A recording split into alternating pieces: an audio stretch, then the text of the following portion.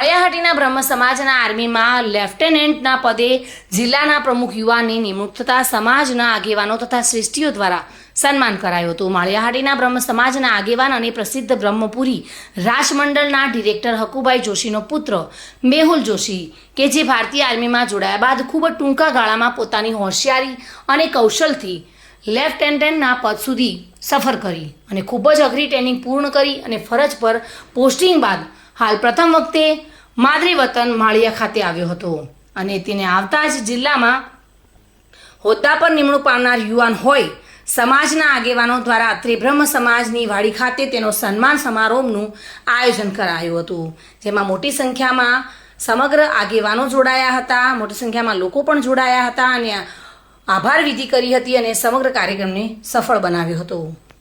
બ્રહ્મ સમાજ દ્વારા આજે સન્માન સમારોહનો કાર્યક્રમ આયોજન કરવામાં આવેલું છે. એમાં માળિયાહાટીના બ્રહ્મ સમાજના અગ્રણીઓ, જૂનાગઢ જિલ્લાના બ્રહ્મ સમાજના અગ્રણીઓ, માજી સૈનિક સંગઠન જૂનાગઢ જિલ્લો એના અગ્રણીઓ તથા માળિયાહાટીના તથા જૂનાગઢ જિલ્લાના અન્ય આગેવાનો અને મહાનુભાવો જે ઉપસ્થિત રહ્યા એનો હું ખૂબ આભારી છું. આ સન્માન મારું સન્માન નથી, પણ આ સન્માન પ્રત્યેક ભારતની સેનાના પ્રત્યેક સૈનિકનું સન્માન છે કે જે દેશના સીમાડા ઉપર અત્યારે હાલમાં તૈનાત છે. અત્યારે હું ઇન્ડિયન આર્મીની અંદર 12 વર્ષથી સેવા કરી રહ્યો હતો અને હાલ આર્મીની અંદર મેં સર્વિસ સિલેક્શન બોર્ડનું ઇન્ટરવ્યૂ 2023માં ક્લિયર કરી અને અત્યારે 8મી જૂન 2023ના દિવસે હું લેફ્ટનન્ટ તરીકે પાસ આઉટ થયો અને 9th બટાલિયન મદ્રાસ રેજિમેન્ટની અંદર લેફ્ટનન્ટ તરીકે હું કમિશન થઈ ચૂક્યો છું.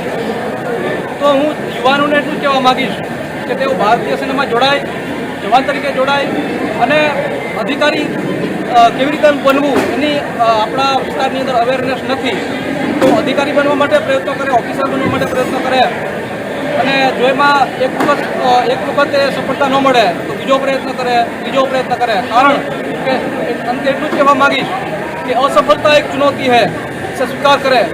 असफलता एक चुनौती है, इसे स्वीकार करें. क्या कमी रह गई देखें और सुधार करें. जब तक सफल ना हो नींद को त्यागो तुम, संघर्ष का मैदान छोड़कर मत भागो तुम. कुछ किए बिना ही जय जयकार नहीं होती, कोशिश करने वालों की कभी हार नहीं. प्रयत्न ना छोड़े, प्रयत्नो करता रहे અને હંમેશા જીવનમાં નૈતિક મૂલ્યો અને સત્યનિષ્ઠાનું પાલન કરે અને આગળ વધવાના પ્રયત્નો કરતા રહે. જય હિન્દ, જય ભારત. પ્રતાપ સિસોદિયા સાથે bureau report, today Gujarati news.